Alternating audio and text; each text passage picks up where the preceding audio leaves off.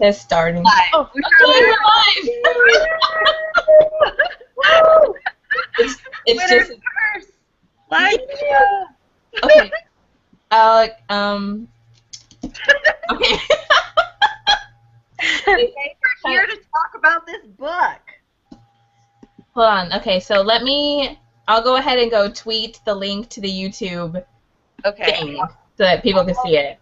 When you tweet, because this is not in my subscription feed. It's starting. I'm gonna go to it and see.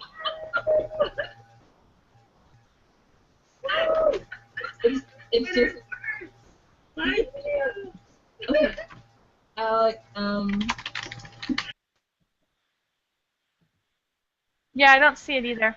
Yeah, it's not showing up on my feed. I'm gonna put the book down now. I'll go ahead and go tweet the link to the YouTube. Pause it.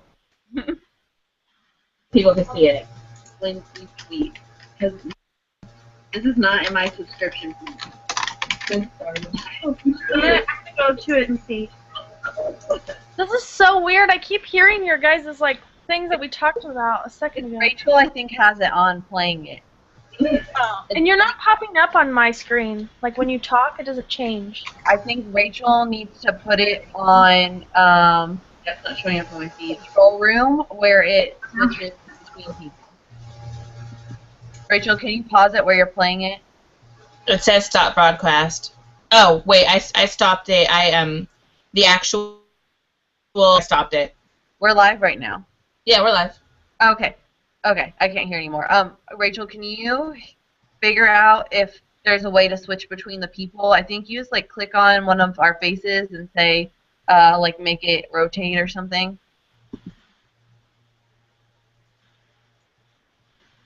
I don't know.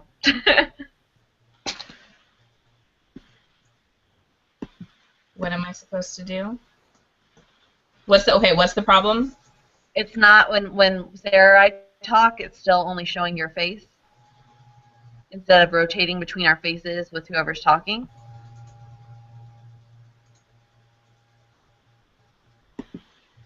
How do I do that? I think you click on your face and hit like rotate or something. Like that little arrow by your face. What are the options? It says hide from broadcast, present to everyone, profile and mute. I don't know. Oh dear. Okay. Well. Google.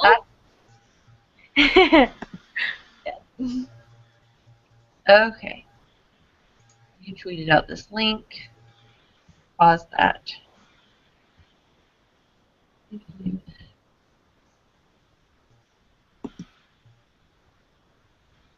I don't think people can ask us questions on Google+. I don't know how to fix it. To list all available commands, enter. Chat one new message. Oh, that's Sarah. Yeah, it says to list all available commands. I don't understand. Lindsay joined. That's for the chat. That's for just us. They don't see that. Correct. Yeah. Rachel, do you see anything about allowing questions? You have to turn it on.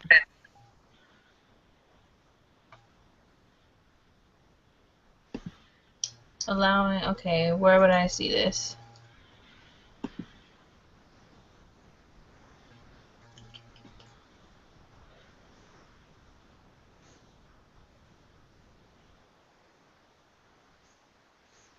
Maybe in, oh wait, no, we don't want that.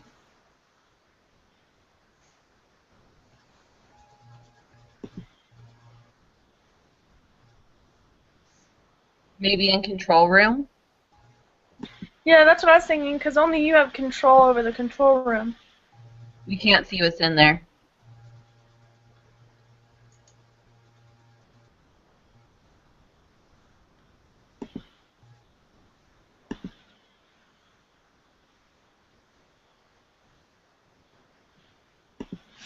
I promise we'll talk about the winner's curse soon, guys. Oh man, I thought we all had this figured out when we... What are your options in the control room? It says dial guests up and down. What else? I can eject you. I can get rid of you.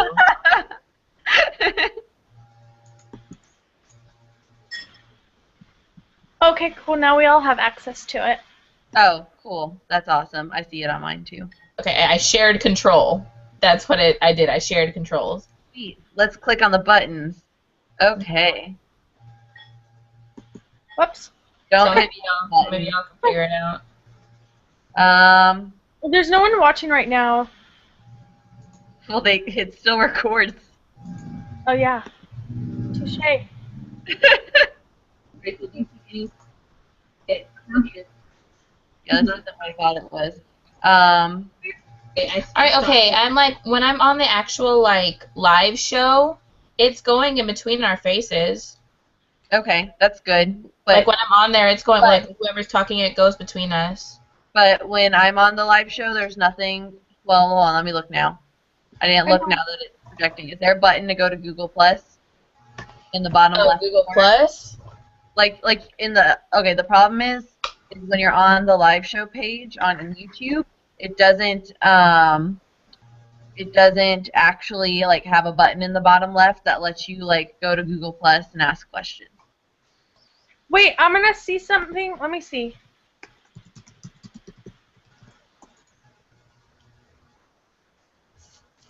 Okay, now see it because I typed into the chat. So now see if it pops up somewhere on here. No, it doesn't pop up in there. Yeah, it has to be something that you hit, Rachel, like something that you can say, like allow questions or hangout game. Because it is changing through our faces, so. In the Google Hangout thing on the.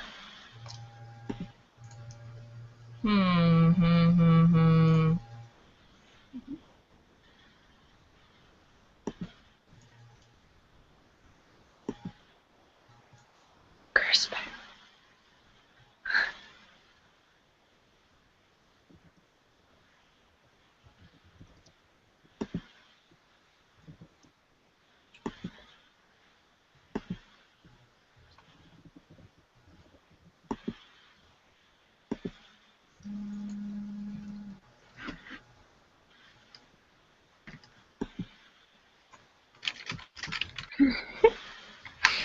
Yeah.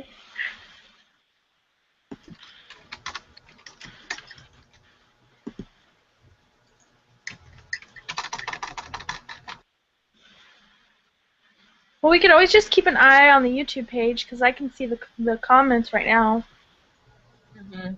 Yeah, I just think you get more interaction when it's. Oh, I see what chat you're typing in. What chat are you typing in? The actual, like, on YouTube.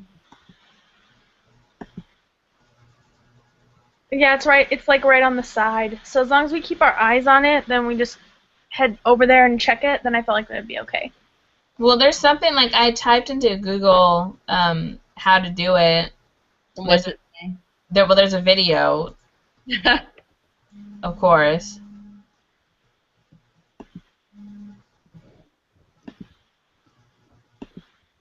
Oh, Marie Rutkoski, she.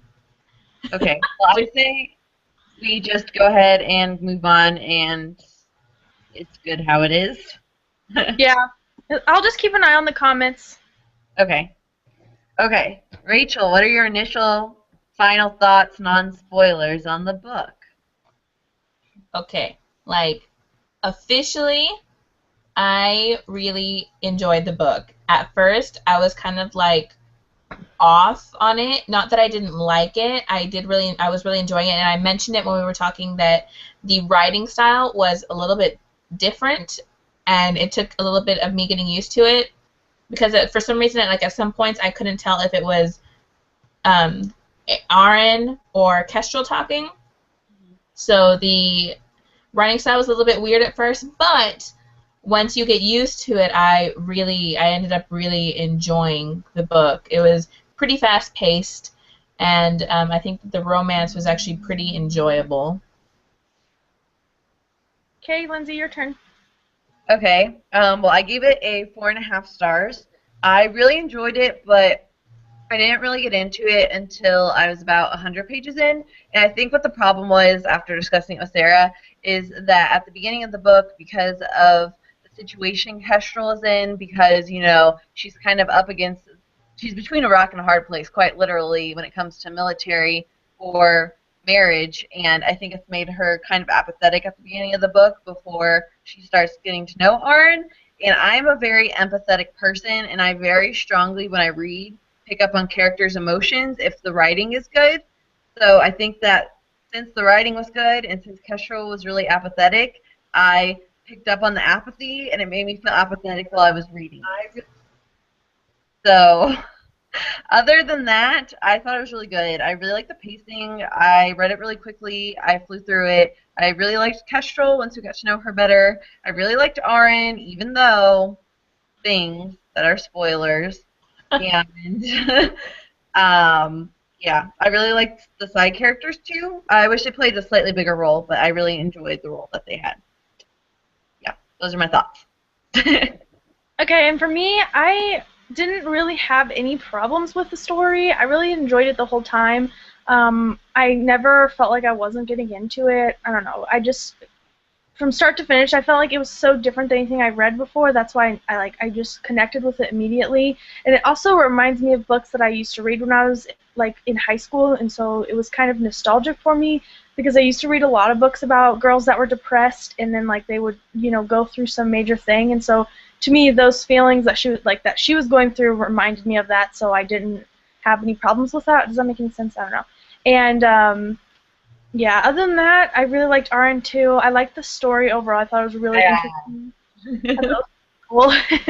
And yeah, I like the writing style, I like the pacing, I like the atmosphere of the story, and it read more of I don't know, I got historical fiction-ness from it. I don't know if that's a word. It's not a word, I just made it up. But I got I don't know, to me it read more of historical fiction. Like I was reading something that was in some sort of time period. It wasn't defined what time period it was, but I don't know. Okay, that's my thoughts. Rachel, you're presenting to everyone. I don't know what that means. I think I'm going to say stop presenting on you because I think it doesn't rotate to us if you are presenting to everyone. Oh, okay. That makes sense. I'm not entirely sure, though. This is just a guess. Okay, so I think those are all of our non-spoiler thoughts. Yeah? Yep. Okay. Yeah. Bye, non-spoiler people. Go read it. We all really liked it. I really like your Cat in the Hat, Dr. Seuss hat. It has pretty badass. Okay. Let's talk about things. Who has something they want to talk about? I have a list if you guys don't have anything. I'm trying to think. There's things that I know I want to talk about. Mainly, the ending part of the story I felt was really quick. It went really fast, but I felt I don't know, I feel like it set up a lot towards the next book. I'm excited to see where she's going to end up taking the actual story. Yeah, holy moly, she's going to marry the Emperor's son. We could have Kestrel as an empress if something happens to the Emperor. What if in the book 2 the Emperor dies, and then in book 3 Kestrel is badass Empress Kestrel? That'd be pretty cool. I don't know, because that's what I was going to talk about. I don't know why, but when I started to read that part, it was so random. She leaves. We don't really get a whole bunch of talk about the Emperor throughout the book. I mean, glimpses here and there. And then at the end of the book, she Arin lets her leave, and she makes her way to the Emperor, and then all of a sudden he's like, yo, marry my son. And I was like, where did that come from? It was really random. We have no knowledge whatsoever of her son, so that's why I was like, okay. Well, I didn't think it was random in the sense that the way Kestrel's father has been presented throughout the narrative, he seems to be a very powerful, very well-respected figure, and in, like when it comes to like marrying for like power and family connections and stuff, it does seem like a good choice to marry the daughter of Kestrel's father. Yeah. Yeah. Yeah, and I agree. I kind of agree with both of you where it wasn't completely left field for me, but I could definitely understand where it's like, wait a second, whose son? Like, who is this emperor? Because we really didn't have any like background knowledge of him. We don't really know him as a character, and so I can definitely see what you're saying. And like I was a little confused too because she got into the boat and then all of a sudden the boat was like filling up with water and you're kind of freaking out. You're like, well, what's she gonna do? Is she gonna drown? And then she makes it there and I was like, okay, she's gonna go talk to her dad. But then she didn't ever even see her dad. She just ended up at the emperor's place and then I was like, oh, all right, well that kind of makes sense. And so I can see where it could get really confusing because it just kind of I think it's because you assume she's going to go see her dad. It was never a thing. Like, she never said she was going to leave to go see her dad or anything, but you just kind of assume that's where she was going. I was a little confused just the part, it was just like 2 paragraphs when she like, okay, so I was good. She left the palace mansion house thing that her and Aaron were at. Okay, I was good. And then she ended up on a boat. And those next 2 paragraphs about her boat going from the dock to the Emperor, I was a little bit confused, but I didn't think it was a possibility for her to go to her dad because the way it was portrayed is that her dad was like in a war zone or really far away or something. So I didn't really know where she was going, but I didn't think she was going to her dad. So yeah. No, I thought that she was going to go find her dad. That's what I thought. Like, I wasn't, like, again, since I wasn't sure of, I wasn't expecting the Emperor to come in at that point, I was thinking that she was going to her dad because I was like, well, she's escaping. She wants to make her daddy proud. So I assumed that she would go find her dad. And I guess inadvertently what she does is going to make daddy proud. But still, I didn't think that she was going to go where she went. And I'm not even, I don't know, does she ever say that that's where, like, she just wakes up there after her, like, weird dream thing? Does she just wake up there? I Like, think I wonder if that's, huh? I think what happens is she gets on, like, a boat, and the boat takes her to where the Emperor is, and she is able to say something like, there's an emergency. I forget exactly how she phrases it, but she basically says what's happened in like one sentence, like that the Harani have taken over the city, and then she passes out, and then the Emperor's doctors take care of her until she wakes up. Yeah, that's what I think too. I think we knew she was gonna go somewhere because she kept talking about going to like wherever the Emperor lives, like in some sort of different land, like because right now she's in the Harani land, she's not in her land, so she kept saying she's gonna go the capital, right? Yeah, and so I think that she knew where she was going, but I was confused at where her father was at because that's where I thought he was at. But he was actually he's somewhere completely different in in the middle of a war, like he's in a war zone. Out east or out west, one of the ways, acquiring new Harani land. Okay, yeah, you're right. That, like, in the one sentence where she says she's Lady Kestrel, General Trajan's daughter, Harani have taken the peninsula, and then that's it. So, yeah, I see what you're talking about. Yeah, Okay, so something that Rachel said maybe want to talk about. What do you think about her dark thoughts about related to her dad and honor and oh well this happened, maybe I should kill myself, and then she decides it was really dark. Well, go ahead. No, I was just saying which part? A lot of times throughout the book, she does something like for example, I think when right after she finds out that Aaron betrayed her, she has a time where she contemplates killing herself, because that's their culture. I forget the name of Kestrel's people, but that's their culture, is, a barbaric honor, so to speak. Yeah. I know I personally enjoy when there is kind of darker tones to books.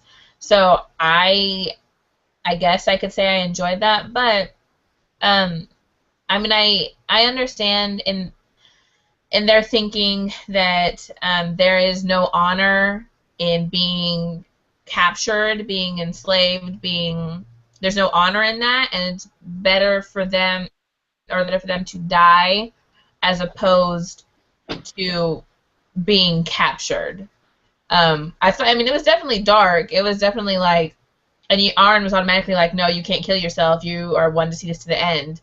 But I don't know that she ever like was being like 100% serious that she was going to kill herself. I don't think she wanted to kill herself.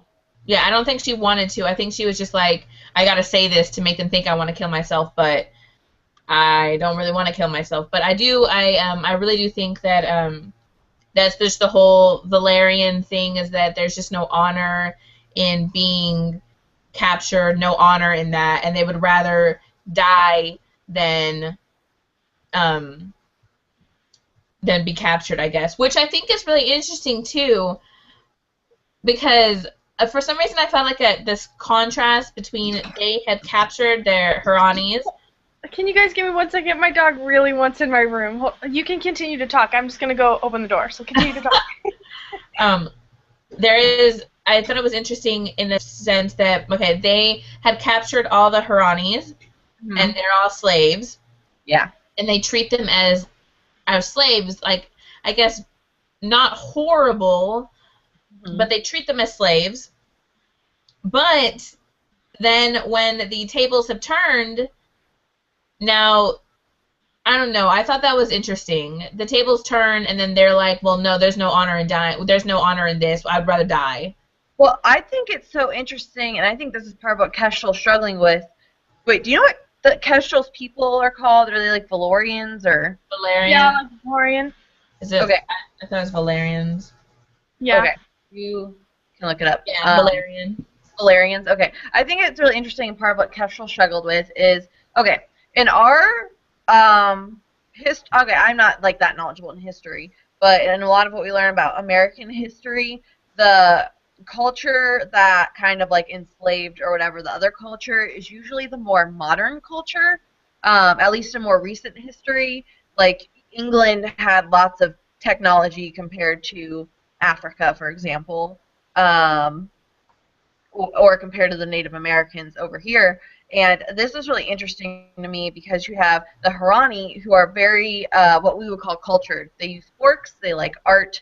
In our culture, we consider that cultured. And the Valerians are what our culture would consider barbaric. They really prize fighting and war and things like that. And I think that's part of what Kestrel struggled with when she was like contemplating whatever, is that she didn't actually accept the Valorian principles of honor and like whatever, but that's what she was raised as, whereas she actually more is Hurani in her viewpoints almost. No, yeah, I completely agree with that, where even if she likes music, that's not supposed to be a thing that her, like her, whatever, country or whatever, her culture, they don't accept that. They don't think that that is honorable. They don't think that that's good that you practice music. And even that, she already saw that in, like, the Hurani people, and so she's trying to, she connects with them, but she's not supposed to, because they're supposed to be like the people that are under them, and so she was struggling with that, and I think that's like one of the main points of the story, is that the whole time that she was doing this, like the whole time that she was in the story, like the whole story arc in general, she was struggling with that, and how she had feelings for somebody that was supposed to be her slave, and how she was supposed to treat them differently, and she never did. Like, even from the very beginning, since she was little, she always treated her nurse like a mom, so it was never like she ever treated them any different. And I don't know, I think it's really interesting. Also, one more thing that you guys were saying is like the whole honor thing, and like even the what Lindsay was saying about the cultures and how usually the people that are taking over another culture or taking over another country are more modern. This story is, because I saw in the back of the book where in the author's note she wrote like about how the Varani are more like the Roman Empire and how the Lauren, whatever. The V people and the H people are supposed to be, the V's are supposed to be like the Romans and the H's are supposed to be like the Greeks, and the Greeks were very philosophical and very modern, and they had all of these different, like they were always thinking in terms of, the world is bigger than us, where the Romans were like, who can we rule? Who can be part of our empire? Who can we, put our control over type of thing. So that's like the main reason why I think that it read more like a historical fiction for me, is because I saw so many of those elements and I saw so many things that I could say, oh wow, that definitely reminds me of this or that reminds me of that. Yeah, it just didn't read like a historical fiction for me, because when you read historical fiction, it tends to have a lot of, like, The Book Thief has a lot of facts about like Nazi Germany and World War II, like very specifically. So this read more just like an urban fantasy to me. Yeah, and I think maybe that was kind of the author's prerogative too. Like, she didn't want to make it such a historical fiction because she wanted it to be more universal. So she's not going to put all these facts in, so that way people who don't like historical fiction won't feel like they are, reading a historical fiction, where it reads more of like a fantasy or urban fantasy. Yeah, I can just definitely see it as an urban fantasy because there's no magic in it, but I can still see the like what you're talking about with kind of like the history type thing, like what you're saying, like with the Romans and the Greeks. Like I can see what you're saying with that, and how the author would put that in there, what she was saying. But yeah, no, I agree. Mm-hmm. Sarah brought up something that I want to talk about, and that is Kestrel's nurse or nanny, whatever she referred to her as, and how she treated her. She never saw her as like different. She saw her as like a second mom. But Kestrel, I think it's still interesting. Kestrel never really understood her. Like when she asked for her freedom and she didn't like want it, because in their society it wouldn't mean anything. Like she had a good position in their society within Kestrel's. I don't know. I just thought that whole thing was interesting. Yeah, I agree. I thought like, I wish we saw more from the nurse, because I feel like she would have been an amazing character to like get to know and even see like a point of view from her. I think it would have developed the story a lot more. But yeah, I could definitely see like I don't know. I just really liked that character, and like the complications behind the whole thing, where the nurse, she was very smart, but she didn't want to like treat Kestrel like Kestrel was stupid, or didn't want her to make her feel like she wasn't doing the right thing. I don't know. To me, it's interesting too. Well, this is where I see kind of an interesting thing, because Kestrel, her character throughout the entire book is made to be this character that is, she doesn't want to be in the military, but she strategizes. She thinks outside the box. She thinks, she's always got her wheels turning, thinking of ways that she can outsmart this, do this. Very like, I can't even think of the word right now, but she like really, technically speaking, she's really smart. But then you get to this where, like you said, she's going to give her slave, her nurse, her other mother, her freedom, and she doesn't understand why she wouldn't want her freedom. Like, she says, well, here's your freedom. You can have it. You can go. I did this for you. This is what I asked for. I did this for you. And then she's like, no, I mean, you can free me, but, I mean, is it really freeing me? Where can I go? What can I do? And she doesn't understand that. So I think that there were times with Kestrel where I was like, okay, you're supposed to be this character who's really thinking outside the box, really strategizing, doing what you can, outsmarting everybody. But then when there's simple things like that she doesn't understand, I'm like, okay, is she naive? Is she? I'm just, do you guys know what I mean? I don't know if that makes sense. Yeah, I think that's really interesting because, so I would say that Kestrel's main, like, the way Kestrel's intelligent, like, has her strongest, highest intelligence, however you want to say that, I think is that she has a strategic mind, And in the way that she has a strategic mind, I feel like that involves a lot of like psychology and sociology, like understanding people and how they're going to react. Like when you have the duel scene and she knows that why he isn't going to want that information out there. She has a very strong understanding of he'd rather be more embarrassed by losing the duel than have that out there. And it very much involves understanding people and psychology. And so then when you her nurse or RN, she does not understand either of these people at all. And maybe, I don't know, because she's good at war strategy, and that's still like Harani culture. So I don't want to say that she just maybe doesn't understand Harani because she understands like how to fight against them. So I don't know.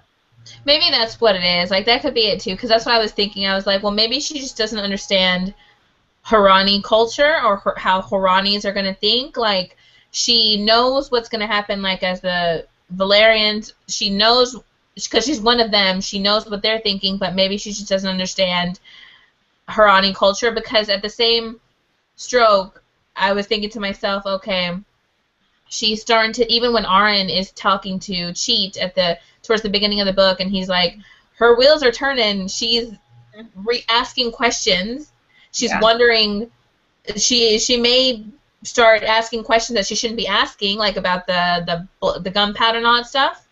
I was thinking to myself, she's thinking stuff, and she's asking, so to me, it may have been a little... Yeah, in my head, I would have thought it would have been more clear or more obvious for Kestrel that maybe Aaron wasn't being as honest as she thought he was being. You know what I mean? Mm-hmm. Maybe I mean, go ahead. Oh, I was just to say, and I'm like, I can understand where you're coming from. The only thing that I'd counter with is just that, like, maybe she, like, because she doesn't know how the Harani are going to react. And I think the Vorin, or however Valerian, however you want to say there, whatever, I think that they are really straightforward people, and I feel like they're not as complicated as Harani people. And I feel like Kestrel knows, because she's grown up in such a like demanding society where you either have to be in the military or you get married, like as a woman, and like in men too, like the men go into the military, and they have just that like set of mind that I feel like if you have more thought, or you're more complicated, that it hinders her strategizing. Does that make any sense? Like with the Lauren people, they're just very like, honor is everything, and they're going to fight, and they're going to be powerful and all this stuff, where the Harani people are more about like what they're individually thinking and what they're individually doing and learning and things like that. And so I think that Kestrel knows her people so well that when you try to throw in people that are thinking, because not all the Harani wanted to have a revolution, but the group that did was very smart about it because they knew how to do it in a way that the Valorian people would not know. Like, the things that they did were obvious. Like, you know what I'm saying? Like, those things were more obvious than, I mean, when we're reading it, we're like, duh, like, those are all the clues right there. It's foreshadowing everything. But I feel like, I don't know, okay, I think that the one place I can fault Kestrel is for not further questioning the missing gunpowder and the guy that died, like, for just letting it go, because what she's portrayed to be really good at is war strategy. Like, she's, like, helped her father out, who's, like, the best general, like, ever, with coming up with all sorts of, which is very complicated. Wars of, like, battle strategy is a very complicated way of thinking.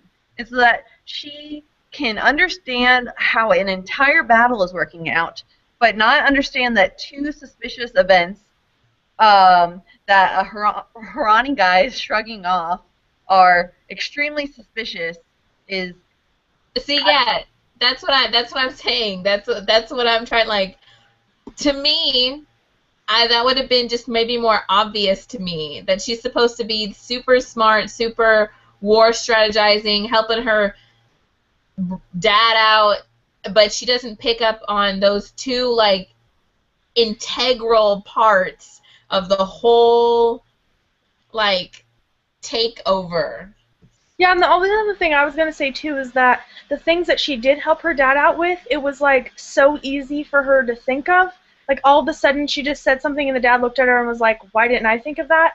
So maybe she has a little more naive way of thinking, so when she does, like when she comes to a situation like that, she can put a different spin on it, where like her dad will complicate things, and since she doesn't have those experiences, she can just say, well, why didn't you just ask him? You know, like I remember her saying something so, like it was so simple, like why didn't you just ask him who it was, or why didn't you just go up to him, or so, I can't remember what it was, what scene I'm thinking of, but I can remember vaguely that as well.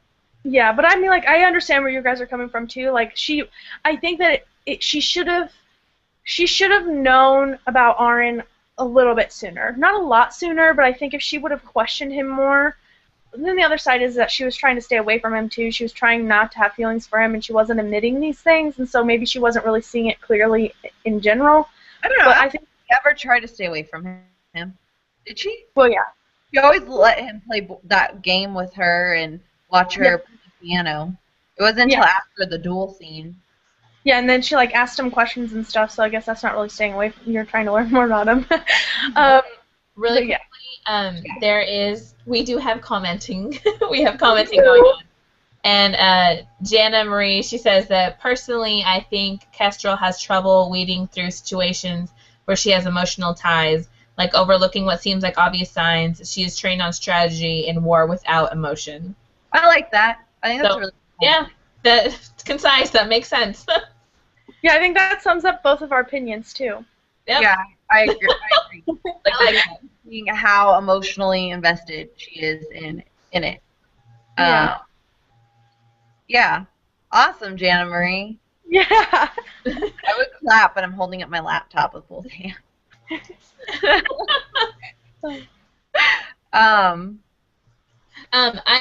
This may not matter to anyone about anything, but for some reason, like there's a part in the book that kind of like, I don't know, it was kind of weird to me, and I tabbed it, and I don't know why. I don't know. It's like at the very beginning where it's like towards the it's like almost 100 pages in where Kestrel is talking to her father, and he's pretty much telling her these are your options. You can get married, or you can join me, and he touches her face. What page? Well, it's in chapter 11. But he touches her face whenever, or her dad touches her face whenever he's talking about, like, saying, okay, you know, this is our agreement. Yeah, is that when when they agreed? That's why when she like. Yeah, when they agreed. But then whenever, I don't know, for some reason, like, it stuck out to me because whenever she goes to see, Aaron and her maid, they look at her like really bizarrely. Because he put dirt on her face. I know, and I don't know, but for some reason that was weird to me. I don't know, why is that weird for me? That is a little weird. Like, they were, like, for some reason it was weird that they were just, like, they were both, like, taken aback, like, at seeing this, like, and Aaron even was, like, kind of trying to, like, not look at her because he sees it on her face, and I don't know, that doesn't make sense, I don't know, for me that was just, like, why doesn't that resonate with me, I don't know. Well, it's like maybe they don't believe in like touching. Maybe they thought it was a bruise or something, or maybe they don't believe. That's what I thought. Maybe they thought it was a bruise. Maybe they thought that Daddy gave her the old slap. I don't know. Yeah.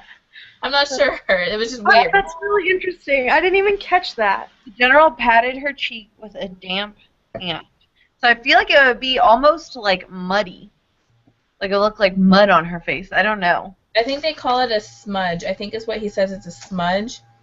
Maybe it's because she's upper class and they normally look so put together. Maybe that's what it is. And that she didn't clean it off before she went to see them. Maybe, I don't know. Like, because even when Aaron was like, he's staring at her, and he says, "You have dirt on your face," and then he continues to work. Mm-hmm. I don't know. That was random. That was weird. That was a random thought. I mean, maybe, I don't know, because, like, okay, I would tell you if you had dirt on your face. Like, Aaron felt comfortable. Aaron does. Oh, yeah, so maybe people don't... The girl before is a slave without the relationship that Aaron has, so maybe she felt awkward and uncomfortable. Like, it's like when you find out that someone's husband is cheating on them and you don't you'd have that relationship with them to tell them, like, I don't know. Yeah, no, I can agree with that. Like that, she was like it wasn't her place to say you have dirt on your face or can I clean that off for you or anything like that. So they just kind of gave her a look like, that's weird that you have dirt on your face. I don't know. Sorry. That, for some reason, like, when I read that part, I was like, that's really weird to me, and I don't know why. Yeah, it's a little weird. While we're on the topic, what do you think of Kestrel's dad? I don't know. I liked him. I have really mixed feelings about him because in the first half of the book, I kind of thought he was an ass. And I think that's kind of not fully understanding Valerian culture. But the duel scene stuff, I really liked how he supported her and came through for her and like respected her method of dueling, even though it wasn't fighting, and that he didn't like need to hear idle gossip. I don't know. I thought that was really admirable. Yeah, and I didn't feel like there was any angst in their relationship, which I appreciated. So like even though he was telling her that she had to go into the military, they were fighting about it, it wasn't like she was like, "Oh, I hate my dad," or "He's so annoying," or it was more of just like, "This is what my dad wants from me and I don't want that, so how can I get around it?" I don't know. I thought it was really nice.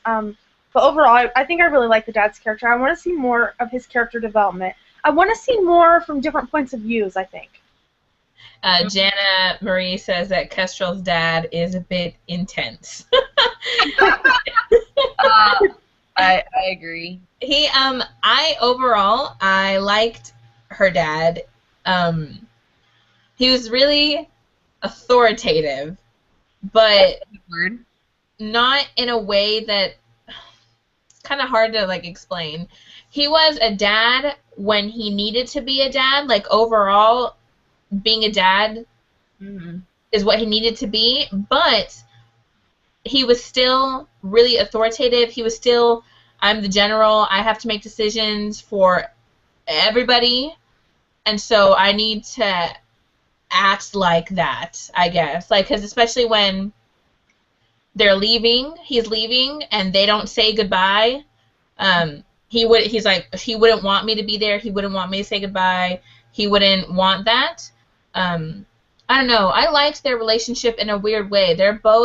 I think they're both really alike. Granted, Castro's a little bit of a sympathizer, but still, I don't know. I liked him. Have you seen Veronica Mars, Rachel? Yeah. Okay, well, I think that the relationship that Veronica Mars and her dad have is kind of similar, and I was thinking about maybe like the connection between not having a mom present. It allows you to be close with your dad in a way that you can be friends, but you never get like a parent vibe from them because you have to kind of take care of yourself. So you're more of an independent child, but your dad's there in case you do need his help, but most of the time he's doing his own thing and you're doing your own thing. I don't know. That's what it reminded me of a little bit. Oh, I thought you were going to say something, Lindsay. I was like, she's waiting to say something. I know it. I respectfully disagree. I don't know. Well, it does remind me of that first off because Veronica Mars's dad is such a softie. Like, okay, like he's a detective and like a Banff, but like he's a lot softer than Kestrel's dad. But not him personally, the relationship. I feel like you're overgeneralizing single parent families. Well, I was just thinking of the relationship reminded me of it. Like how Veronica Mars is very independent, how Kestrel is, and she does her own thing, and that the dad lets her do her own thing, like playing the piano and doing those things. I don't know. To me, I drew connections with it. But seriously, I draw connections with everything. I like any show or movie that I watch and any book that I read, I try to connect them. So. And Jana agrees with you, Sarah. Thank you, Jana. No, like I said, I liked their relationship. Most of the time, the dad is like an overbearing jerk, then their relationship isn't good. Most YA books, their parent-child relationship, no. But this one worked so well, but I think it worked so well because we know we have glimpses of the Valerian culture, and we know how they are. They have a lot of pride, a lot of honor. My country first kind of thing. So I think that's why their relationship works so well, because they both have an understanding of what needs to be done, and so they work together with it, and then they compromise, because they compromised on things like she says, I'll do this, I'll help you do this, but give me my piano, leave me my piano. Now we get to see what he thinks of her getting married to the Emperor's son. Yeah, and I'm really curious about it because he did not want her to be married. He wanted her to be in the military. So, but then it is an honorable thing too. So I don't know. Yeah, I mean, you're marrying the Emperor's son. Yeah. But you couldn't say, no, Emperor, I'm not going to marry your son, because that would be disgracing you and your family. So, do we think the Emperor's son's going to be nice, or do we think he's going to be really abusive or just mean or whiny? I don't know. For some reason, I have this feeling. I don't know. For some reason, I had this feeling that we had. At first, I thought, have we met his son? Do we just don't know that we met the Emperor's son? Well, I mean, that could be possible. I kept thinking to myself, I was like, why don't I know the Emperor's son? Have we met him? But well, did you ever find out who Irex's family is? Because he's basically Irex, the bad guy. Irex is dead.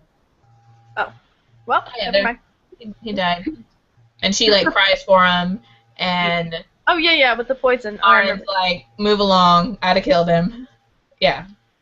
I was thinking, I have a really big thing with guys that are, like, the guys that are in power, or, like, the princes, or that kind of thing. I usually always hate those characters, so for me, personally, I can go into it probably saying that I'm not going to like him.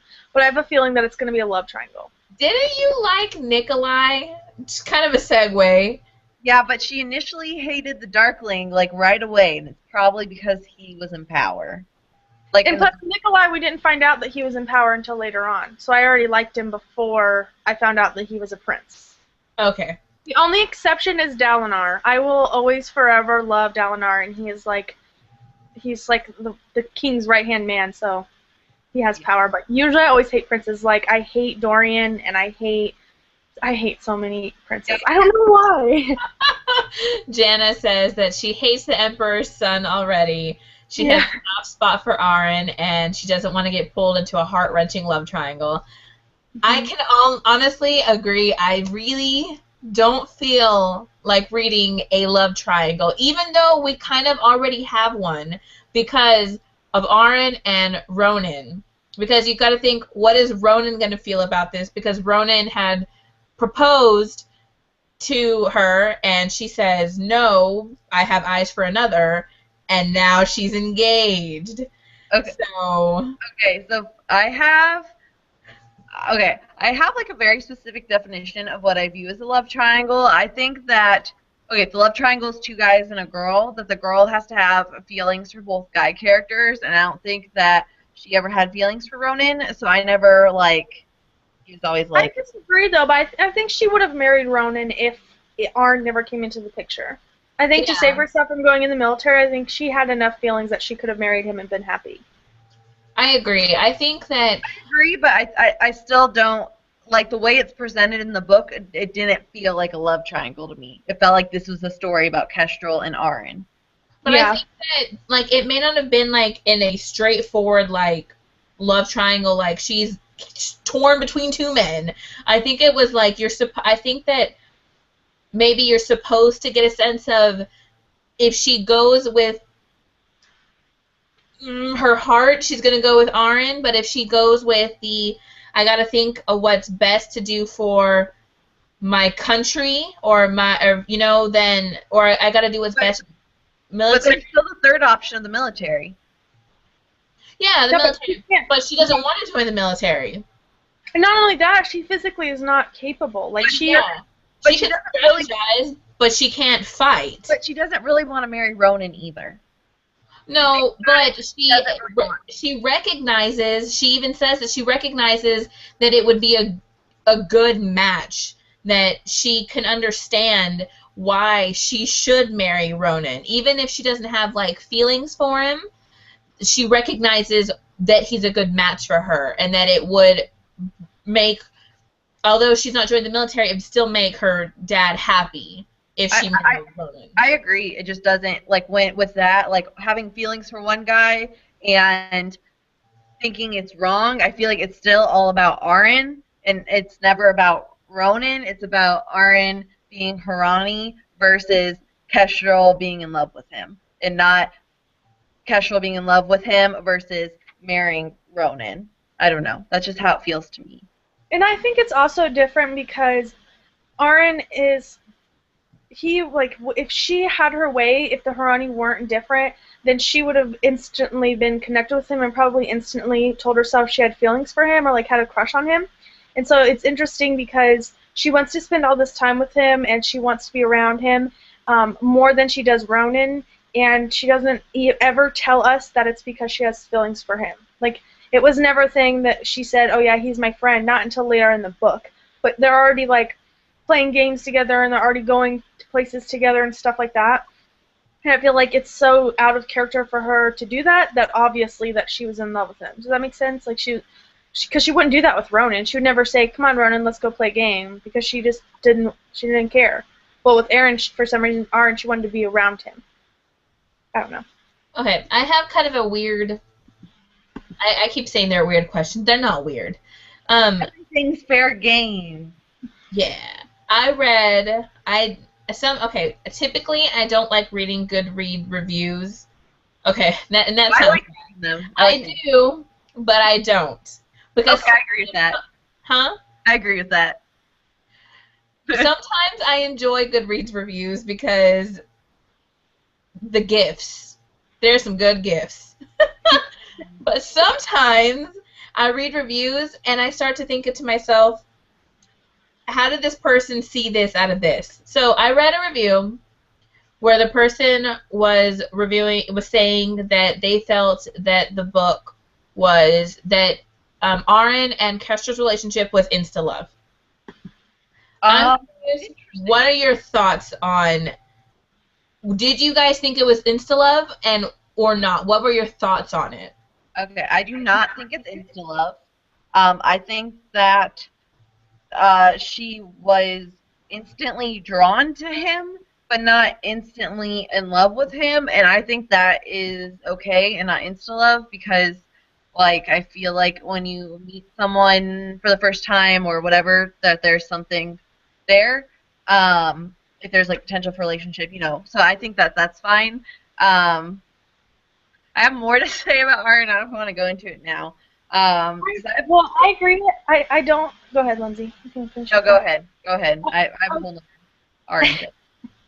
I agree. I don't think it was insta-love, just because I feel like Kestrel was drawn to his mind as well, and, like, she wanted to get to know him before she was attracted to him, and I feel like that is the opposite of what insta-love usually is. And also the time that takes place between the time we meet Aaron until they actually kiss is a very large chunk of time, and it reads quickly, and you're reading these months passing in, like, by chapters, and so it feels like it's rushed, but it's all part of the writing style. And I feel like insta-love has to happen, like, over a week. Like, you have to say, I'm in love with you in a week's time, or in a month's time, or not. I mean, it was, like, sometimes there was 3 months. I mean, at the end of the book, 3 months go by, and they're still in the same spot. So, I don't know.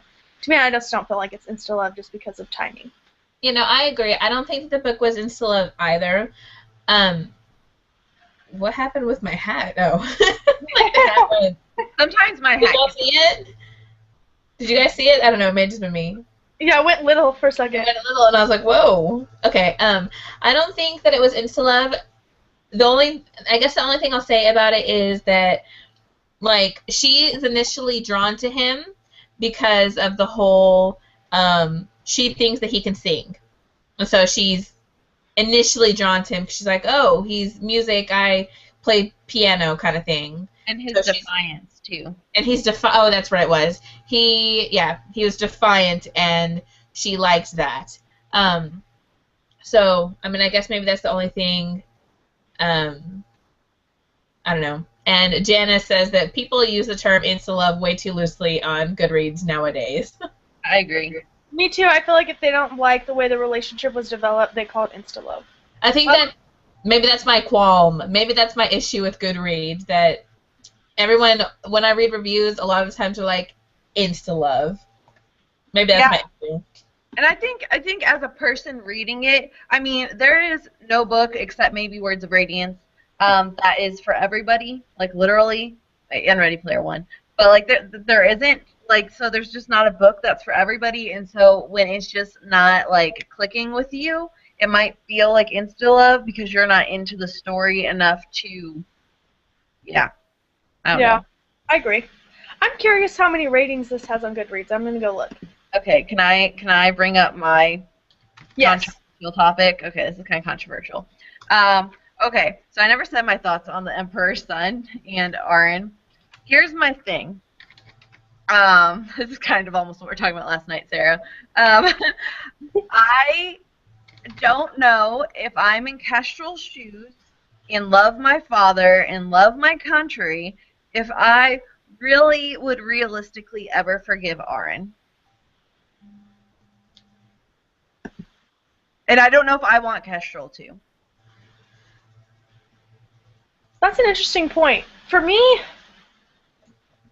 I feel like Kestrel will forgive him because he did something that her culture agrees on, like doing something military-wise. And I feel like the way Kestrel does sympathize with people, I feel like she does not see that it's wrong, that they did a rebellion. But keeping in mind that he is second in command in an attack that led to a lot of her friends dying. Yeah, but I think Kestrel can separate herself between, I think that's what makes her so smart, is that she can separate herself between what someone is doing for their country compared to what they're personally doing to her. And so personally, she'll probably, and I can understand, because that's the whole argument, is that she wants to personally forgiving Arin for what he did, as well as being able to say that he did something that was honorable. I can see that she would not forgive him, but still think he's honorable, because he did lie to her, and he did like kill almost all of her friends, and he did try to like take her home away from her. I don't know. That's interesting. I didn't even think about it. I'm partial to Arin, so I definitely want her to forgive him, but I don't know. Rachel? Okay. I like Arin.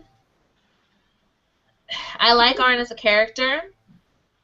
But I can almost agree with Lindsay where I don't know that I want her to forgive Arin. It is, I mean, it may, okay, what I keep thinking in my head is like Stockholm Syndrome, where she's like with Arin and he's treating her well. I mean, she's a slave and she's with Arin and she's good with him and he's treating her really well, but still she is captured by, she's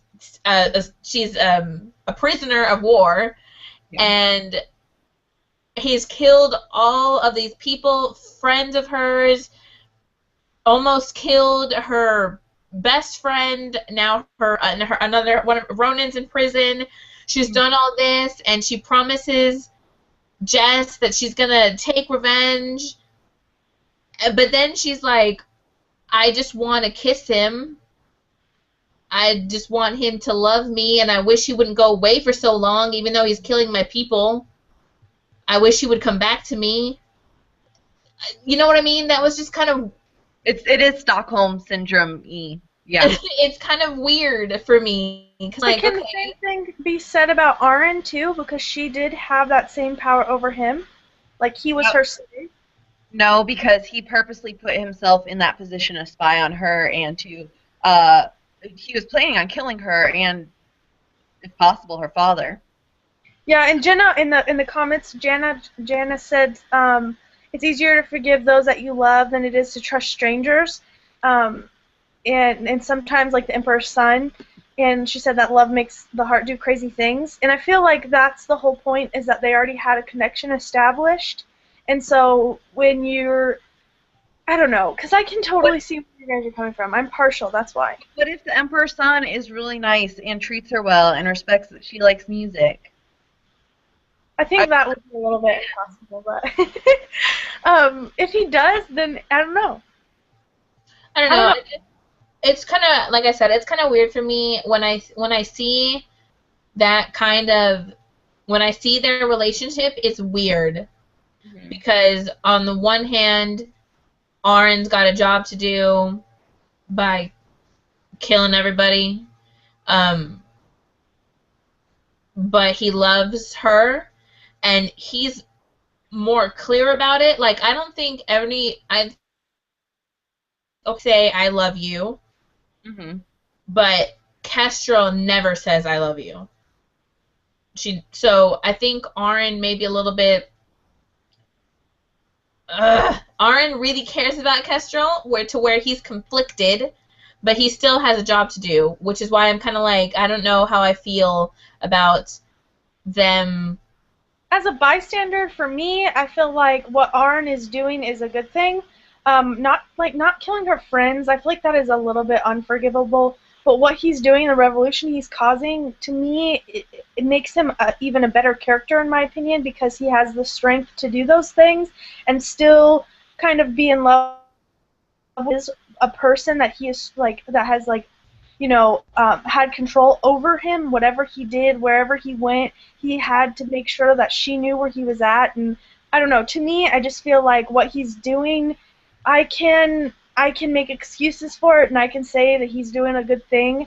As for what Kestrel's going through personally with him, I can see where I wouldn't want Kestrel to feel like just because she did have feelings for him before the revolution, that she should carry those feelings over, because he really did do pretty awful things to people she cared about. Well, now you're bringing up a different thing. Do I think that Aaron is a good person? I would say yes. His whatever was conquered by these people, and they are revolting. I think that is their right. Where I think that Aaron was not a good person, and I brought this up last night, is that he should not have kissed her without telling her that he had betrayed her first. That's the only time I think Aaron acts like super badly, because I'm like, because Kestrel's the main narrator, I'm like, you're kind of like naturally tuned to agree with her. But when you do think about it as a bystander objectively, I think that Aaron is in the right. But I don't think that Kestrel really should forgive him, honestly. And the whole kissing her thing, I have a little bit of a different opinion about it, because I feel like that was his only time that he felt he could kiss her. So it was the only time that he could get those feelings out. He wouldn't have wanted him to kiss her if she had known. Yeah, this is a whole other argument from last night that we went into, a whole other discussion. But personally, for me, I don't find anything wrong with him kissing her without telling her. I feel like if he kissed her and then immediately told her what he was doing, what was going on, I would have liked it better. Instead of making her figure it out basically on her own. Or I think, doesn't he take her to the house and then Chet kind of tells her what's going on? He figures it out basically right after he kisses her on her own. Yeah, so if he would have told her, I would have respected that kiss more. But I still think that it was a very important thing that happened in their relation. I feel like it had to happen at that time because there was no other time for it to happen. Me and Lindsay can talk about this. On Aaron's morals in general. Yeah, me and Lindsay can talk about this all night long. We have done it before. I don't know what I did, but I can. It's not like showing you. It's not putting your big picture anymore. It's like putting your thumbnail. So I don't know what I did. Can y'all still see me? Yeah. I'm clicking my face, but it's not. It looks fine on the live show. Okay, I guess that's all that matters. Oops. Photos taken. Oh. You're taking pictures. Yeah. Do you have any thoughts on? Are you there, Rachel? Yeah. Uh-oh. Oh. Oh, there she is. Do you have any thoughts on Aaron's morals? If he's in the right, or if Kestrel's in the right, or? I don't think that he's not a good person. I think he's a good person, but I don't know. I'm kind of torn. I'm stuck on it. Um, I will. Okay, kind of going back to him revolting, like he's doing what he should be doing by revolting. But okay, if you're going by when he was still like following what Cheat was wanting him to do, they're only doing what was done to them. Mm-hmm. So two wrongs don't necessarily make a right. Mm-hmm. Like they were conquered, they were killed. They had their people killed. Now they're revolting, and they're going to do the exact same thing that was done to them. So that doesn't necessarily make them any better than the Valerians. It makes them almost the same because they're doing the exact same thing until she comes in or Kestrel comes in and she's like, by marrying the Emperor's son, I'm going to give you guys your freedom. Now, granted, do I think it's going to, when we get to the next book, when the next book comes out, do I think that it's going to be like an actual freedom? No. But Kestrel is doing something that is maybe going to help more. I don't know, because like I just don't think that what they're doing, two wrongs just don't make a right. You know what I mean? At the end of the book, I kind of feel like you have like an England-U.S. relationship prior to the Revolution. I think what's going to end up happening, like the freedom that ended up kind of getting taken away from the U.S. is they got overtaxed, taxation without representation. And I think that might be a similar thing, that they ask too much on purpose of. Yeah. I can agree with that. And then also Jana was saying that going back to what we were saying about Arn, she said that it's a tough choice to make for me because on one hand he did betray her people, but he did what any person would have done in his place, and I respect him for that. I agree with you, Lindsay, but I also think that he was just as confused about his feelings as Kestrel was. So she was talking about the kiss there. Also, if he had told her instead of kissing her, he may not have been able to save her. It's easier to keep her in the dark if it means he can save her, right or wrong. Still think it's. I know, but you're thinking it's wrong because of a different thing, I think. I mean, it's non-consensual. Yeah, because you're saying it's not consensual, where they both didn't even know if they had those type of feelings for each other. So going into it, when they were kissing each other, I think it's not consensual because she would not have kissed him if he had told her the truth. She would not have wanted him to do that. I don't know about that. I don't know, because this whole last section of the book, he's already killed everybody. They've already killed her friend, but she still cares about him. Yeah. He's already done all this stuff, this horrible stuff, and she still is like, come home to me. You know what page that was where you kissed her? Okay, wait, before this. I think it's like around the 200 page mark. Or no, past that. These are like two. No, it might be around 200. Oh yeah, it's around 200. I'm almost there.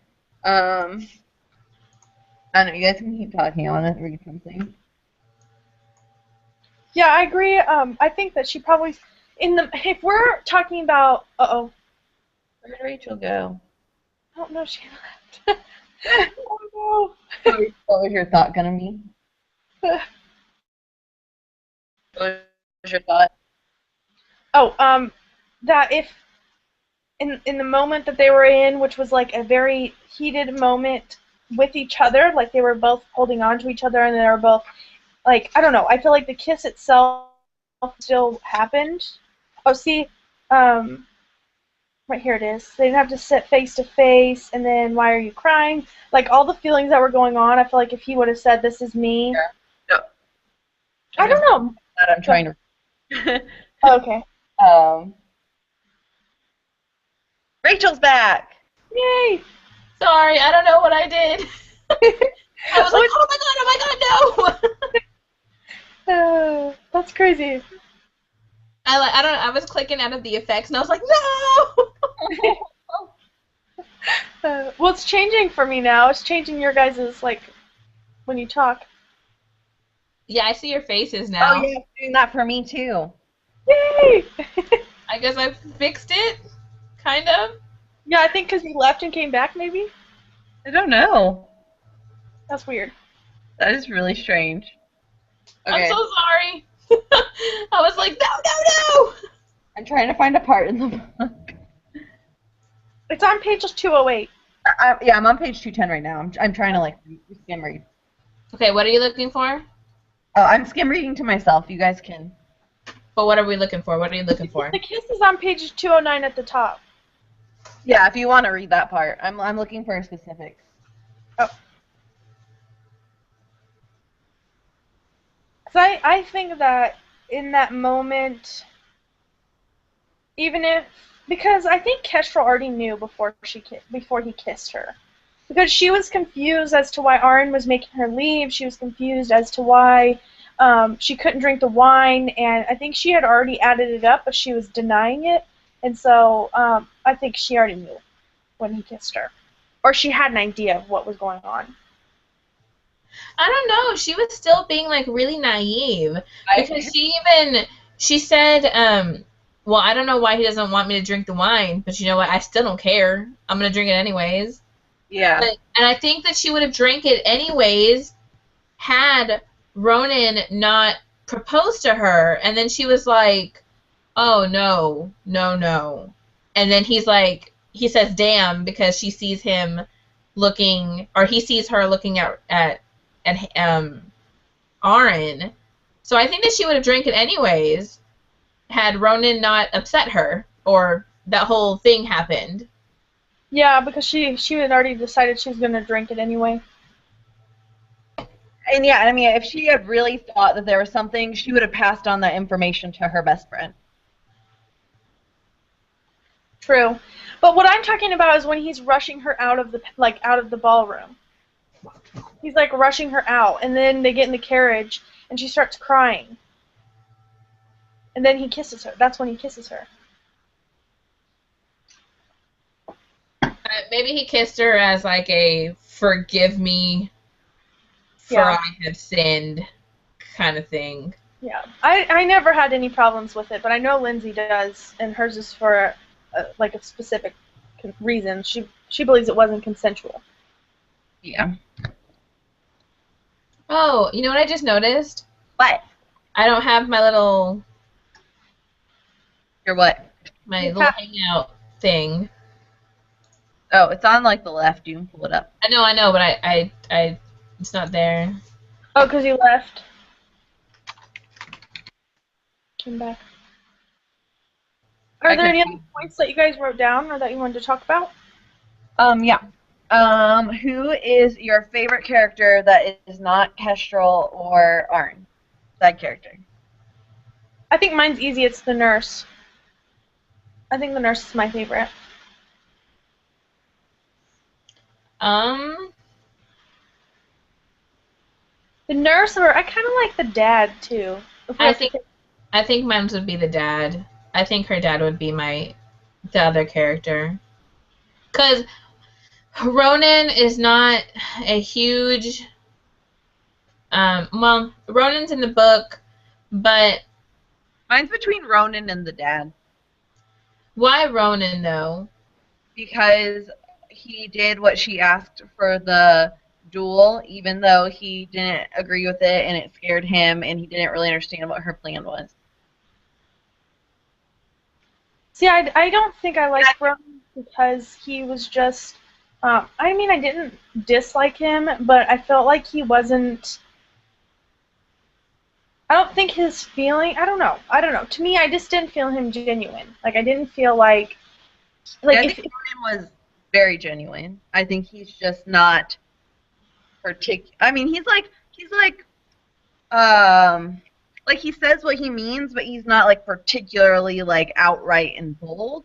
But he says what he means, and like he compliments her and he flirts with her because he likes her.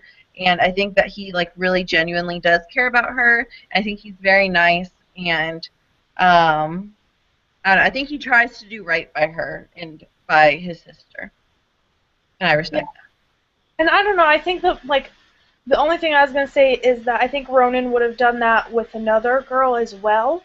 Like, that's what I'm saying is by not being genuine is I feel like the only reason why it was Kestrel is because, like, their whole lives they grew up together. But if it was, like, if he went on the town, he would have gone with another girl. Yeah, Mal, 'cause they call him. She calls him a flirt. Like they call, and then I think at one point she even thought that he may have been the father of.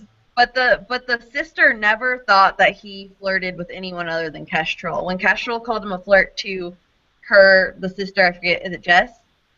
Yeah, To Jess's face, Jess is like, "What are you talking about?" He's like so in love with you.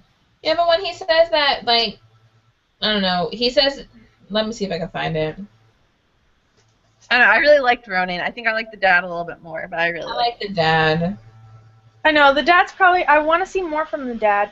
And the nurse is dead, so she's kind of a little bit irrelevant at this point. But I really liked her character. I thought it was a nice, I thought she was like an interesting add-on to the story. I think she added something very dimensional. That is, I don't know. Yeah, I don't know.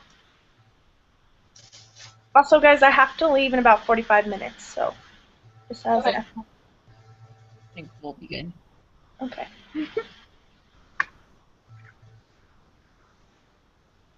What do you guys think about what the Harani people are going to think about the revolution? Because it's just a small group that did the revolution. Do you think they're going to agree with their ways, like what Rachel was saying about how they're basically doing what the Valorian people did and that they're taking over and they're like hurting people? What do you think that they'd be okay with that?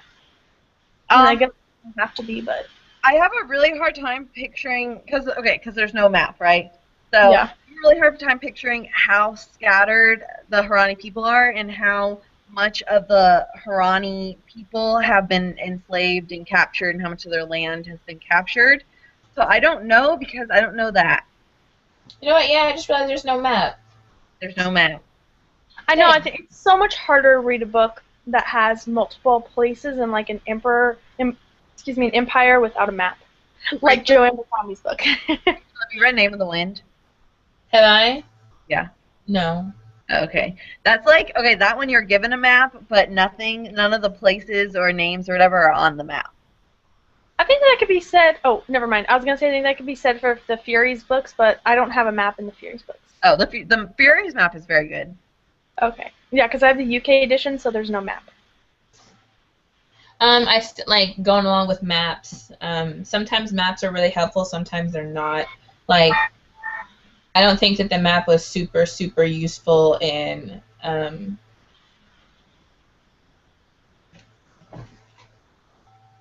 The Kiss of Deception.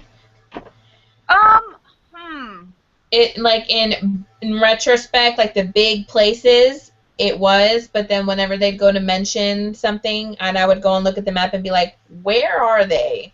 And I didn't know. I feel like I always had a pretty good idea of where they were, except at the beginning because I was confused for like the first 75 pages. I think also another one is Written in Red. I never used that map. I never I went use that map a lot. Did you? And then Blood Song. Does that one have a map? I can't remember. Yeah.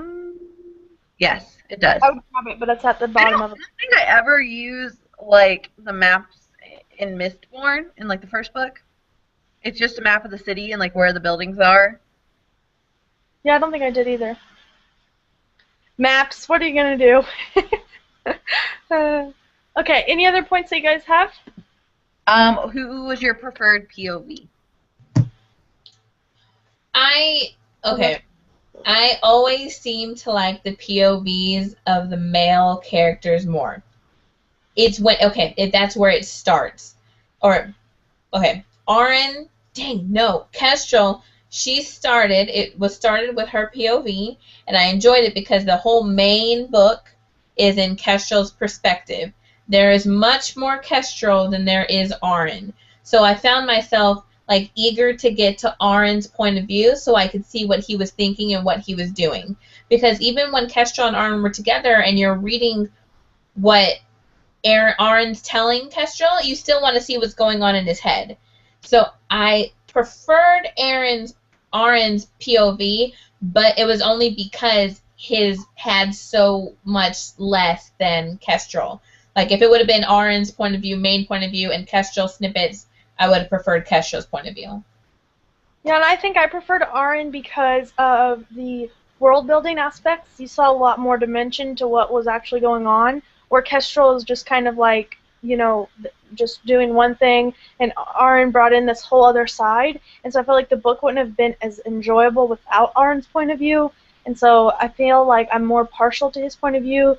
And there's nothing that stands out to me that I'm like, oh yeah, Kestrel's point of, like that whatever happened, in Kestrel's point of view, that would have swayed me from saying that I liked Aaron more. Okay, my opinion's a little different. I preferred Aaron's point of view until we got a little bit into the book because, like I said, the apathy thing. And I think I started preferring Kestrel's point of view around the duel scene because that was awesome and just like, oh, you go, girl. And at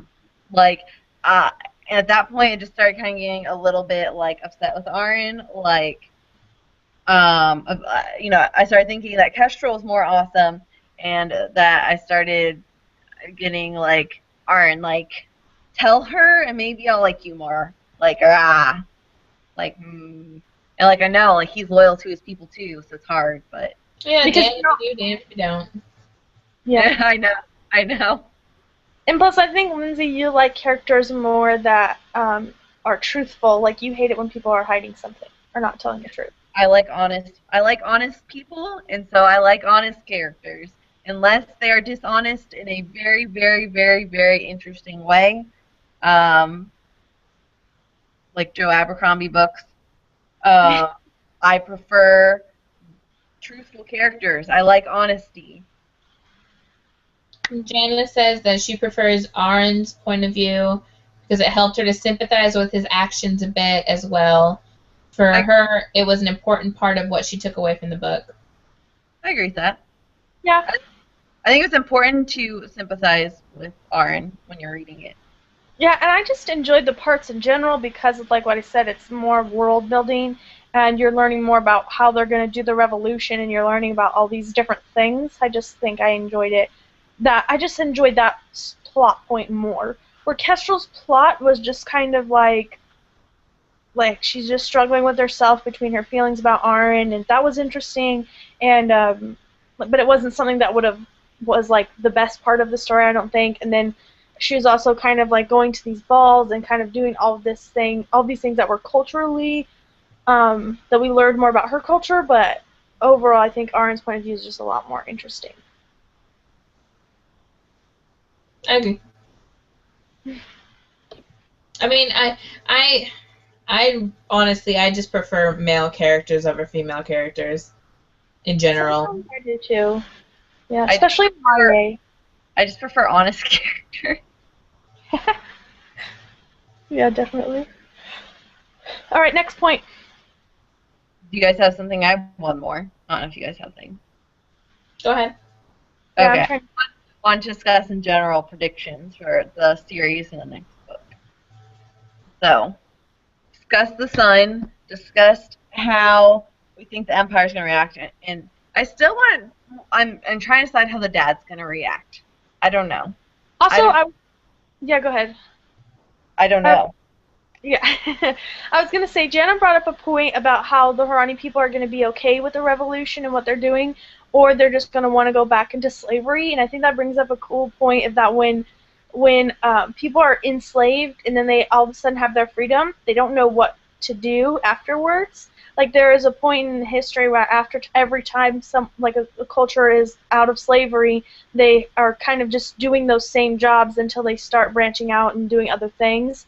And I think that'll be interesting to see in the next book. I would like for the author to focus on that and how like the Horanis are dealing with it like independently and what they're doing like culturally. You know what I mean? Well, go ahead. You can go. I have a feeling that this supposed freedom is not going to be freedom. I don't know. Like, I feel like the Emperor is telling um, Kestrel what he wants her to hear. Like, she's like, I want freedom for these people. We're going to do taxation. We're going to give us your livestock, swear allegiance to the Empire, blah, blah, blah. But I feel still like he's not being 100% honest. I still feel like they're going to be free, but I don't know how free they're going to be. The only thing that I could disagree with that is saying that the only way Arryn is going to agree to like the Emperor having control over them but them being free is if Kestrel is an ambassador. And so I don't know how Kestrel, since she's going to be right there in the thick of it, how she'll allow them to not let them be free. You know what I mean? Like, she'll have control over that, or she'll see that. And she'll be able to go, like, she's going to be the in-betweener between the Emperor and Arryn. And so I feel like that. One of them. Well, one of them, yeah, one. Yeah. As for other predictions, I feel like the Emperor's son is going to be someone we all hate at the very beginning, and then he's going to grow on us because that's just kind of what normal YA books do. That's just, one of those tropes that happen. And as for like the whole Empire and everything, I feel like what Rachel's saying is that they're not going to be as free, but I feel like they're going to be a free country, but they're not going to have freedom. Like, they're going to inside their country, they're going to be free to do whatever they want, but they're not going to be they're not going to be free to branch out and create more land, or you know what I'm saying, be advanced in technology or whatever the case is. Like, I feel like those things are going to be stunted. I don't think that the Emperor will allow that. I don't know. I personally don't think that we're gonna like the Emperor. I personally don't think the Emperor is gonna be a character that we like. Mostly because how interesting would the book be?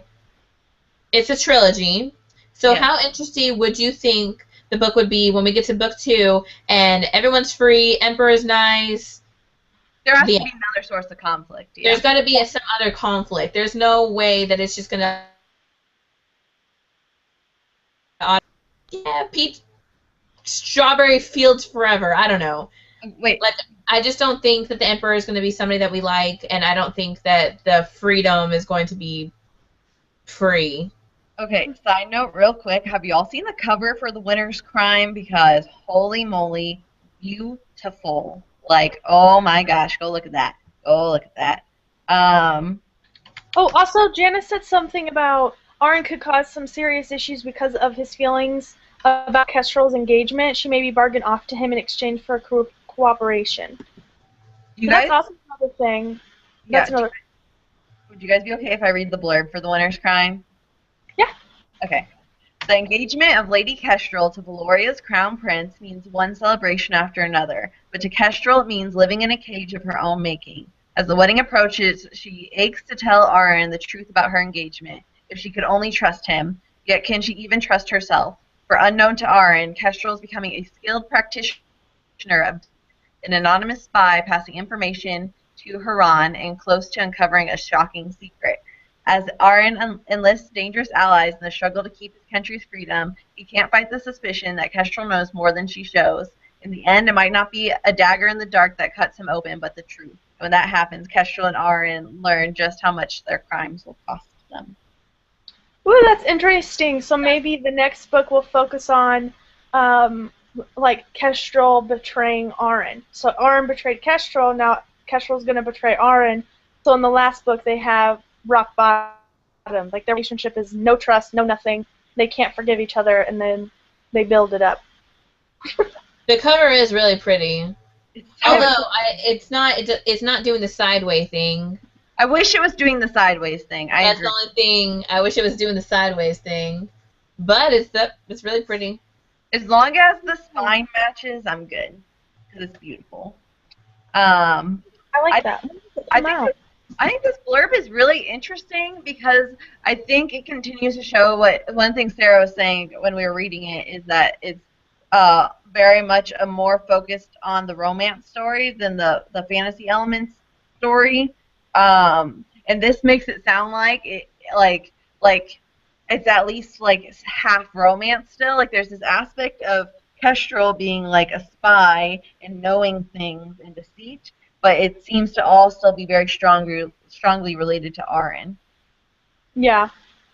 Yeah, and I feel like I don't know, I feel like the Winter's Curse was focused on the relationship, yeah, like of just them building a relationship. So now that they won't have a relationship, what's going to be the element to where it's still similar? Like it still has that similar theme to it. Also, there's something else I was going to say, but I forgot what it was. Oh, the Winter's Curse has 4.07 ratings on Goodreads, which is good. Yeah, So most people enjoy it. and yeah. What was I gonna say?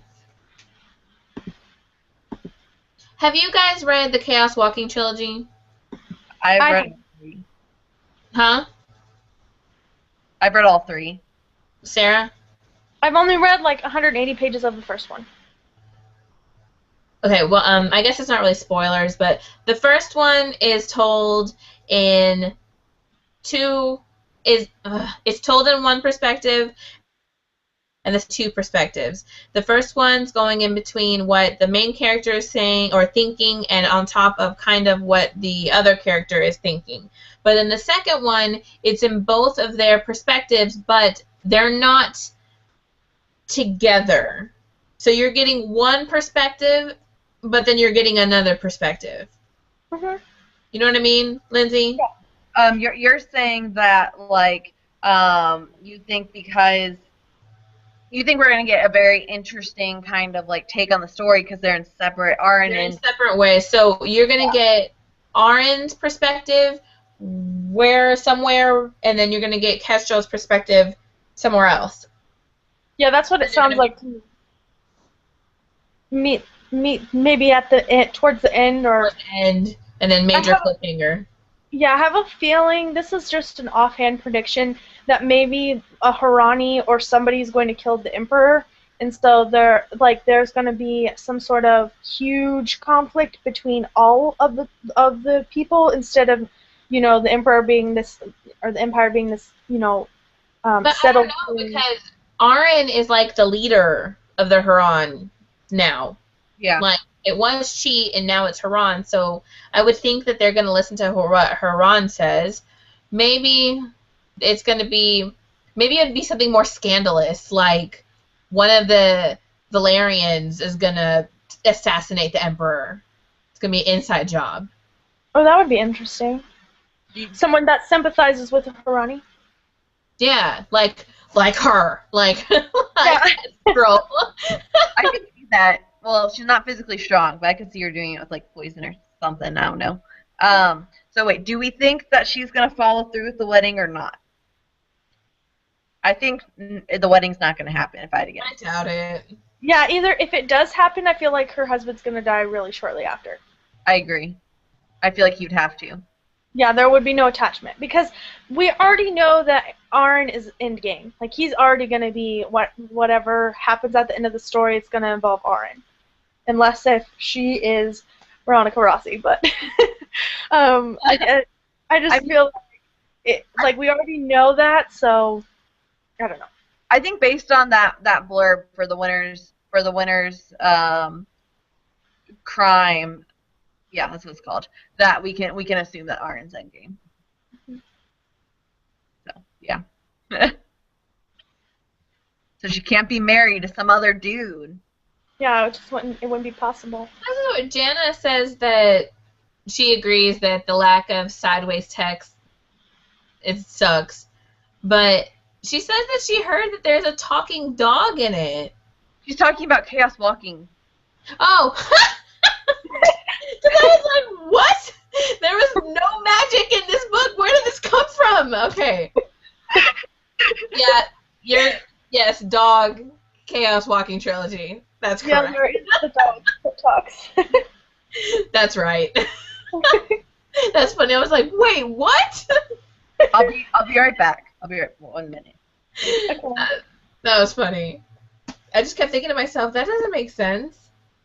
Yeah, another thing that I was thinking too was, do we think that there will be magic elements, like subtle magic in the other stories, or do you think the author will just keep it as it is? I don't know. I think it'd be interesting. Maybe that's what's scandalous. But she didn't talk about magic at all, so I think No, if she there was did, there was no talk of magic, but you know what? There was another trilogy that I read, the study trilogy by Maria V. Snyder, where in the first book there is no magic, but then in the second one there is. But I don't think that there. I really doubt that there could be. That might make it interesting. Like, I mean, it's already gonna be interesting, but yeah, I might throw something different into it. I don't know. Yeah, what I'm thinking of is like Throne of Glass. There is no magic present, but they talk about the magic. There's So you know, magic in the first one, though. there's what? There's magic in the first one. Well, yeah, but I mean, like, well, we were talking about. Do you think that maybe the author will bring in subtle magic in like continuing in with the next books of No the one? trilogy, and it's not even like foreshadowed, I feel like. Yeah, I don't think yeah, that was just the question that I was thinking about. But I don't think there'll be magic. I think it will stay as a low fantasy. Yeah. Okay. Oh, that's in my head. Kind of, for some reason, I really like the book itself. I like how it's got like the embossed. Yeah, I think that's really pretty. Yeah, I think this book is so beautifully made in general. I think the cover is beautiful. I think the deckled edges work. I don't always love deckled edges, but when it's done on something that looks like this, it works for it. I'm not a massive fan of deckled edges. I can see why they added it to this one, but I'm not a huge fan of it. I will say, as like the weird person on BookTube, I am a huge fan and supporter of deckled edges. I think they are gorgeous. And what I like to say is, I like that the sideways text wasn't limited to the cover. I like that it was like, How I did it on the. yeah, like the numbers and stuff too. Yes, Like I liked that. I liked that too. I liked the black pages and stuff. Ooh, okay. Jana, she brings up, and I actually thought about this too. She doesn't think there's going to be. She thinks that they're maybe not full-blown magic, but alchemy. Because the slave mother and the figure, they use alchemy with her herbs and stuff for healing. And they talked more than one time, like whenever they were looking for whatever poison for Jess, it was a specific herb, and they both talking about having like really liking botany, reading books about botany and stuff like that. So maybe there'll be alchemy. But do you think it's magical, or do you think they're just more knowledgeable of herbs and medicines than the Valorians? That's how I read it. So I don't know. They both Kestrel and Aaron both apparently were affectionate towards herbs and stuff. I don't know. Maybe botany, stuff like that, plants will play a bigger part in the second book. I don't know. It's an interesting theory, though. Yeah, I agree. I think it's interesting. I don't know much about.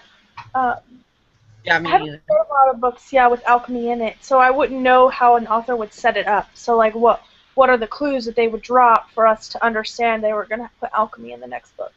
Yeah, I agree, because I just read it as Harani, as part of their like more cultured like music thing, were also more advanced in science and medicine, and so that's why they had that knowledge. I don't know. That's how I read it, but like Sarah's saying, I haven't read very much alchemy literature, so I wouldn't know like how to notice. Yep.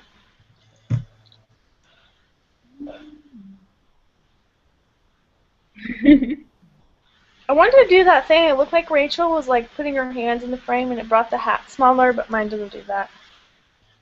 Was it going towards that? I don't know why it was doing that. I know it went.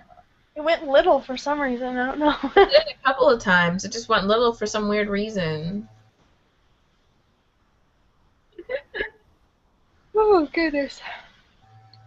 So what books are you guys reading right now? Well, I know what Lindsay's reading, but what are you reading, Rachel?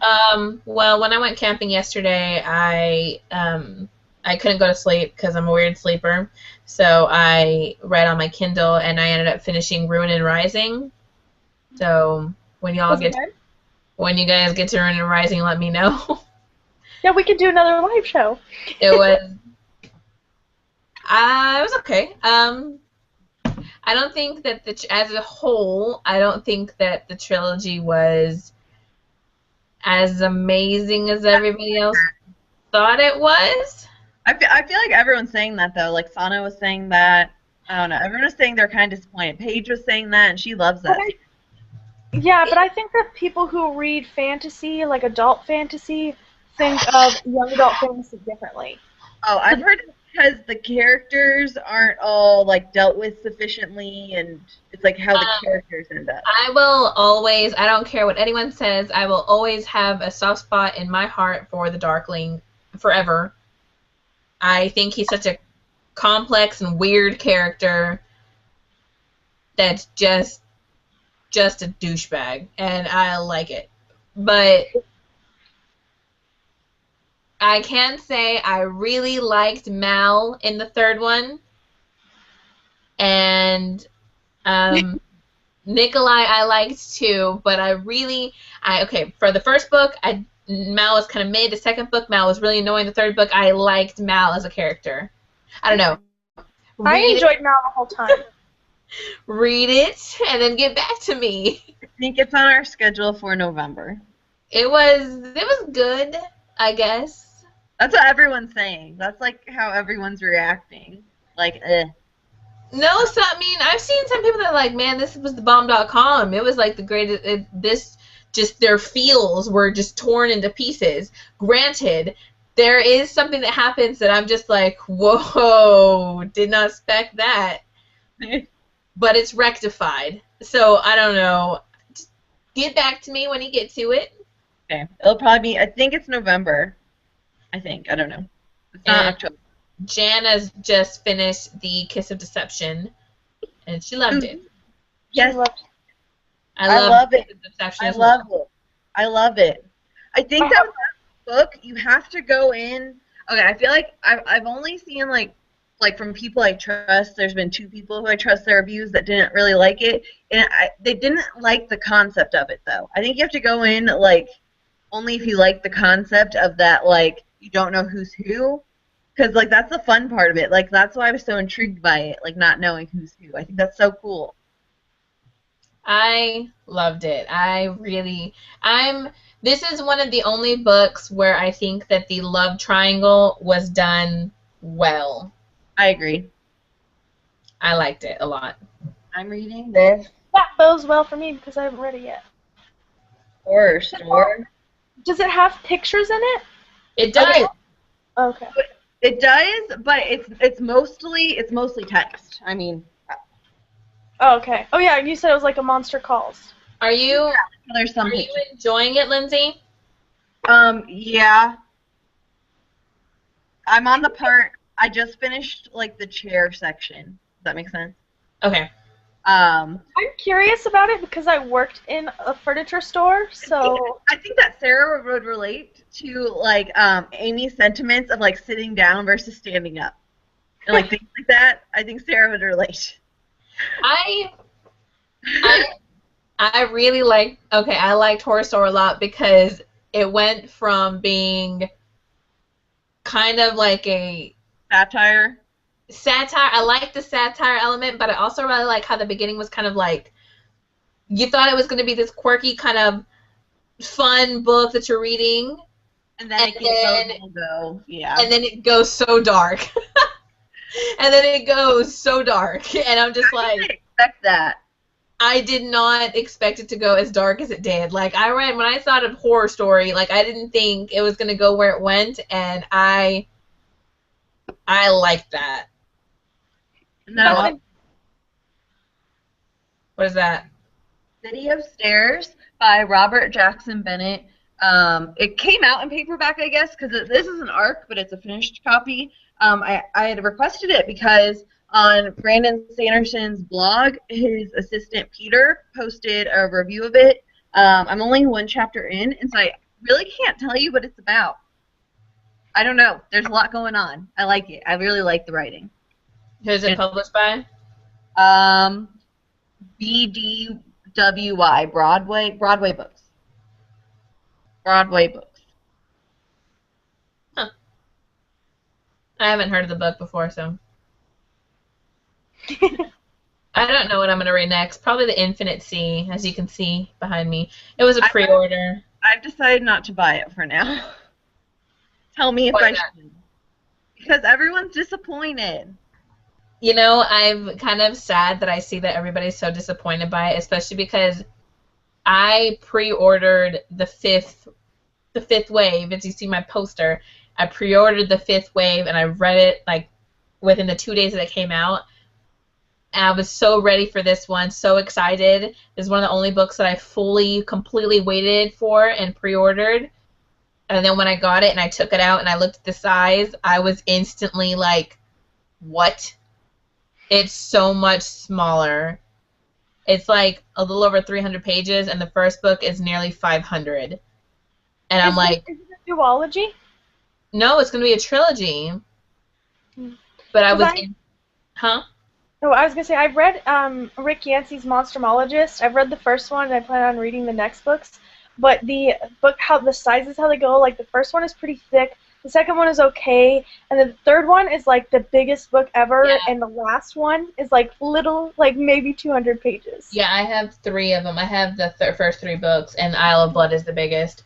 But I was just so disappointed in how small Infinite Sea is. Yeah, I think the fifth wave is like 450 pages or something, and Infinite Sea No, is it's like 400. I checked the other. It's like it's nearly 500. It's like 480 pages. Yeah, and the Infinite Sea is like 300. Yeah, it's like 300 pages, and I was immediately like, I put them next to each other, and I was like, what?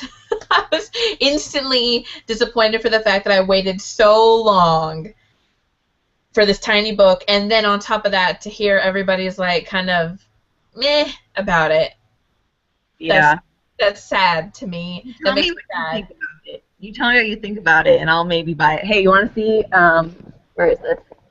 This is what came in the mail today. Yep. Is that a torn copy? Oh, yeah. Where is that from? Amazon. Is that, like, was it an Amazon Marketplace? Was it a used book or a new book? No, this just came out on Tuesday. Did you contact them already? Yeah, they're sending a UPS guy to come pick it up. I can't have them send me a replacement copy yet because so I'm just getting a refund for right now, and I'll get a replacement copy later because like with the way like shipping and stuff works, I won't be here when it comes, but I will eventually get another copy. God, that's depressing. Yeah, seeing ripped books, it kind of hurts your soul. Yeah. Sarah, what are you reading? I am currently reading, okay, so I'm planning on doing like a recommendations video coming up, and so I want to read more adult paranormal books because that's what I want to recommend next. So I picked up Kristen Ashley's like Fantasyland series, which is like a urban fantasy almost, and so that's what that's why I started today. And so far it's really good. I mean, it reminds me of Kristen Ashley, so I'm gonna love it anyway. And then I was reading my TBR pick, which was Soul Thief, which is like the second book in the Demon Trapper series. I think it's by Jana Oliver. I think that's who it's by. And that series is like okay. But I think I might not finish it. Oh, my dog's barking. And then the next book that I'm gonna pick up is something else. Okay. I'm getting yelled at, guys. I have to go. Okay, what? You said 15 more minutes. I know, but they're waiting on me, so. It's cool. I need to go. My poor fiance, like, we haven't eaten dinner, so he's probably like, Oh, 7:30 there. That's so. Yeah, Yep. 7:30 here, so. I'd be hungry. I understand. Yep. But all right, this was a lot of fun, guys. I'm so glad we did We this. have so much to discuss. I know, and It was nice. It was I nice. know. I'm glad that we waited to talk about the ending before because it allowed us to talk about the book like the whole time. Yeah, Yeah. I Okay. agree. Wait. Gonna hold up my copy again. I have mine. Yay! I'm glad I read this book. It was really good. It was good. 4.5 stars. Yeah, Yeah. that's what I ended up with. I give it a 4.5 stars. And I think I gave it a 5. I think maybe I gave it a 4.5 too. Give it a 5. Did I? Maybe I gave it a 5. But you I can't, really, it's only because you can't do half stars on Goodreads. yeah. But all right, guys. I will talk to you guys later. Okay. Do this And again. thank you, Jana, for joining with us and sticking through the entire thing. Yeah, that was awesome. We loved your comments and everything. It was nice. So thank you, Jana. But I will probably box you guys later, talk to you guys later. Sounds good. Okie Bye. dokie. Bye.